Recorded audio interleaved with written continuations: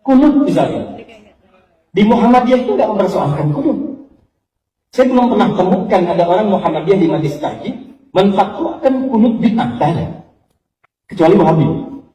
Ya, kecuali Wahabi. Bismillahirrahmanirrahim. Assalamualaikum warahmatullahi wabarakatuh.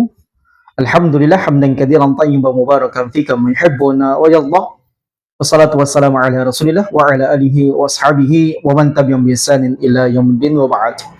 Baru kita saksikan potongan video dari si Uwah yang sangat pede dan sangat mantap dengan penuh keyakinan yang sangat luar biasa. Seperti biasanya dia menggebu-gebu ketika menjelaskan sesuatu tentang tidak ada yang membid'ahkan kunut, mempermasalahkan kunut kecuali Salafi Wahabi, kecuali Wahabi kata dia. Padahal zaman dalam Allah Subhanahu wa taala, saya baru share di akun resmi Muhammadiyah, apakah benar Muhammadiyah itu tidak mempermasalahkan kunut atau tidak membid'ahkan kunut atau mengerjakan kunut. Kita tahu zaman dalam Allah Subhanahu wa taala,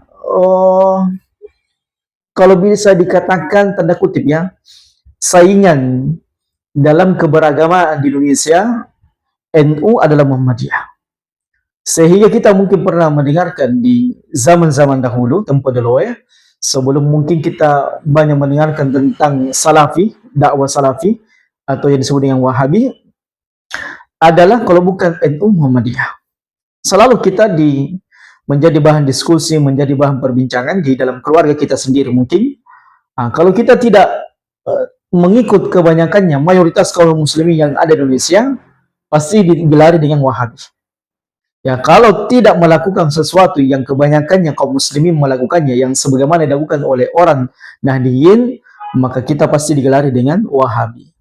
Atau Muhammadiyah. Baik, saya Sherlock, saya mencari tahu apakah benar Muhammadiyah itu tidak mempermasalahkan kunut atau tidak membid'ahkan kunut atau mengerjakan kunut. Ternyata zaman dalam Allah, Muhammadiyah telah mengambil sikap yang jelas dalam hal ini. Muhammadiyah memilih untuk tidak melaksanakan kunut. Artinya Muhammadiyah tidak melakukan kunut.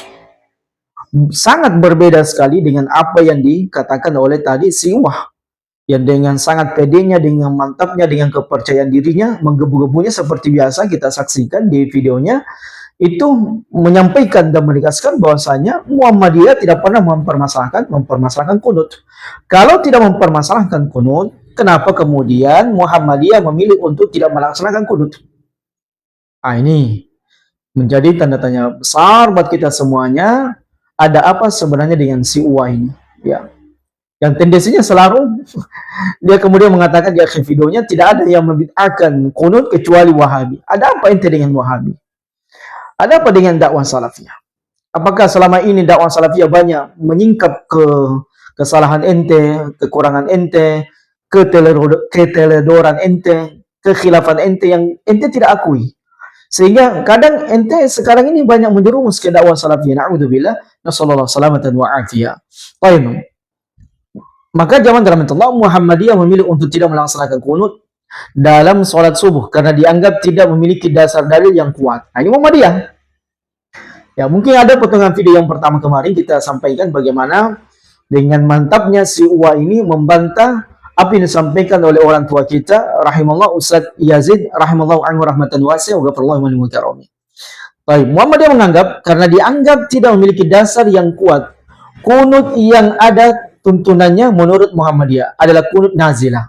Kita maklum kunut nazilah yang berkaitan dengan sebuah peristiwa, musibah, bencana atau peperangan yang ditimpakan kepada kaum muslimin, maka kita melaksanakan kunut nazilah, meminta pertolongan kepada Allah Subhanahu wa taala, yaitu kunut yang dilakukan selama satu bulan ketika umat Islam mengalami kesusahan atau musibah besar. Ini ya sikap Muhammadiyah yang sangat jelas terang benerang bagi kita semuanya, yang mungkin Ustadz Adi Hidayat tidak baca.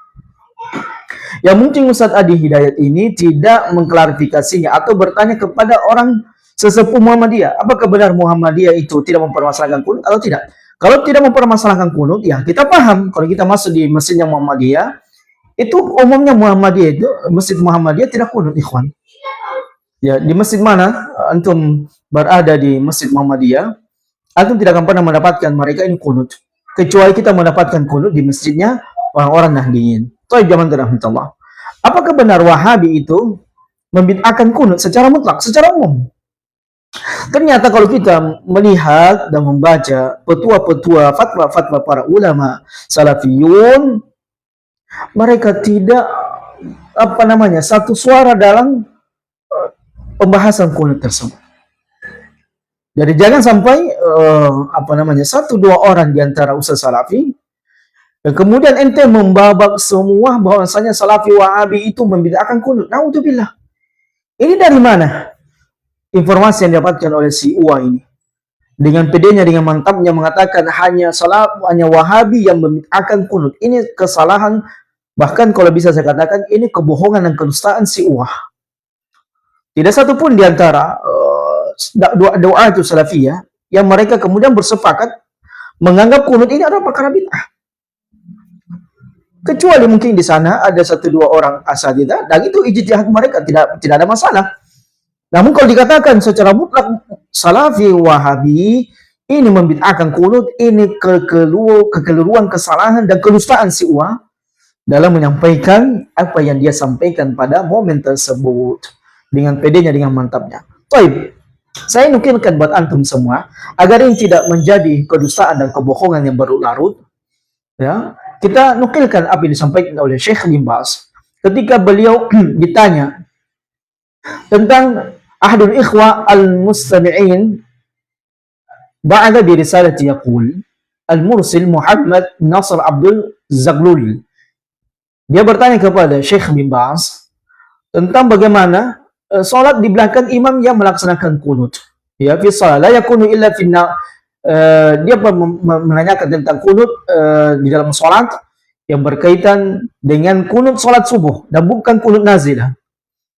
Baik, apakah boleh salat di belakangnya atau tidak? Maka kata Syekh bin Baz, la mani' an tabaqa ma'ahum. Tidak ada yang bisa menghalangimu untuk kamu bisa salat bersamanya. Artinya bukan sebuah perkara yang antum harus tinggalkan. Baik, lianna ba'du ahli ilmi yara al-qunut fil fajr, sebab sebagian ahli ilmu melihat sahnya salat ketika imam kunut dalam salat subuh tersebut. Ini jadi bantahan telak. Kalau dikatakan semua salafi Wahabi itu membid'ahkan kunut, Allah musta'an, dari mana perkataan seperti ini? Ini cenderung kepada kebohongan dan kedustaan. Warada fi hadha ba'dul ahadits allati ihtajja bihi ba'du ahli ilmi. Di mana ya sebagian hadis-hadis yang menyebutkan Nabi sallallahu alaihi wasallam itu kunut dan menjadi hujjah bagi sebagian ahli ilmu melihat bahwasanya kunut tersebut adalah sesuatu yang sah-sah saja atau boleh-boleh saja. Walakinnaha dha'ifah. Akan tetapi setelah diteliti oleh para ulama, hadis yang berkaitan dengan kunut ini dhaif. Wa innamal qunut fil fajr hasara Nabi sallallahu alaihi wasallam fil nawasil wa fil maghrib wa fil isya wa fi baqiyatis salawat. Adapun yang sahih dari hadis Nabi alaihi salatu wasallam berkaitan dengan kunut adalah kunut yang berkaitan dengan kunut nawazil, di mana Nabi alaihi salatu wasallam kunut di salat maghrib, isya dan seluruh salat-salat yang lainnya. Baik. Adapun kalau dikatakan apakah sah salatnya orang yang kunut bersama dengan imam yang kunut pada saat itu, maka dikatakan sah. Nah, ini perkataan Syekh bin Baz yang sangat pertengahan dan beliau melihat akan perkara tersebut terjadi perselisihan di antara para ulama, namun beliau kemudian berada di pertengahan untuk tidak membid'ahkan kunut ketika di salat subuh. Baik, jangan rahmatullah. Begitu pula di antara ulama kita yang menjadi rujukan bagi kita semuanya adalah Syekhul Islam Ibnu Taimiyah rahimahullah. Bahkan beliau kemudian mengatakan, "Mattafaqal ulama ala annahu idza fa'ala kulla min al-amrayn kana ibadatuhu sahihah." Dan ini kita selalu nak nukilkan yang menjadi bantahan kepada Ustaz Adi Hidayat di video yang lalu berkaitan dengan apakah memang Ustaz-Ustaz Salafi Wahabi itu membid'ahkan kunut atau tidak. Nah, ternyata Syekhul Islam Ibnu Taimiyah rahimahullah di antara orang yang menganggap, di antara ulama yang menganggap bahwasanya ente kunut atau tidak kunut sah salat. Sah salat. Karena ya para ulama kemudian sebagian para ulama menganggap bahwasanya kunut di waktu salat subuh ini sah salat. sah salatnya. Dan ini banyak sekali petua beliau, perkataan beliau berkaitan dengan kunut salat subuh. Bahkan di antaranya juga Imam Ahmad rahimahullah. Ya, Imam Ahmad dalam sebuah perkataannya beliau mengatakan bahwasanya salat subuh yang ketika pada saat itu imam melaksanakan kunut maka sah salatnya. Dan sebagaimana ini juga perkataan Syekh Al-Utsaimin rahimahullah, man shalla khalfa imam yaqnut fi salatil fajr falyutabi al-imam fil qunut fi salatil fajr. Maka hendaknya siapa yang salat di belakang imam, yang di mana pada saat itu imam salat subuh dan dia kunut, maka hendaknya dia mengikuti imam untuk melaksanakan kunut tersebut. Jadi clear zaman dalam Allah Subhanahu wa taala, clear bagi kita semuanya bahwasanya Syekh bin Baz, kemudian Syekh Al-Utsaimin rahimahullah, kemudian Syekhul Islam Ibnu Taimiyah, kemudian Imam Ahmad dan imam-imam yang lainnya yang merupakan imam ahli sunnah wal jamaah para salafiyah, yang merupakan imam salaf, menganggap bahwasanya kunut di belakang imam ketika dia sholat subuh sah sholat.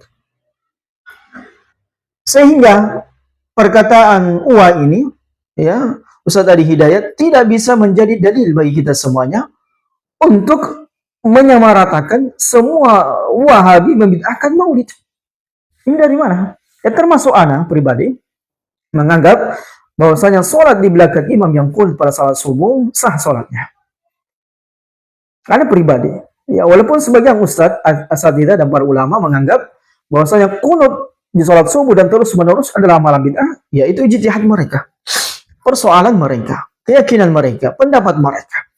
Dan kita dalam perkara ini tak sama.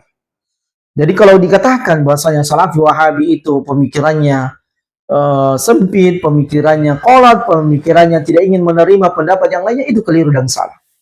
Ya, justru dalam perkara ini ya kita menganggap bahwasanya khilaf kunut itu adalah khilaf mutabarah syar'an, khilaf yang sangat besar di antara para ulama dan terjadi dari zaman ke zaman. Pendapat mereka saling berargumen, sah-sah saja selama di alam bab ilmiah. Dan kalaupun orang antum kunut, fadhal silakan, yang tidak kunut juga tidak ada masalah. Jadi ala kulli hal dalam perkara ini seorang pelajar penuntut ilmu tidak boleh kemudian ekstrem dalam menyikapi saudaranya, Adapun dalam perkara usul, maka itu tidak ada perkara tasamuh. Dalam perkara itu dalam toleransi.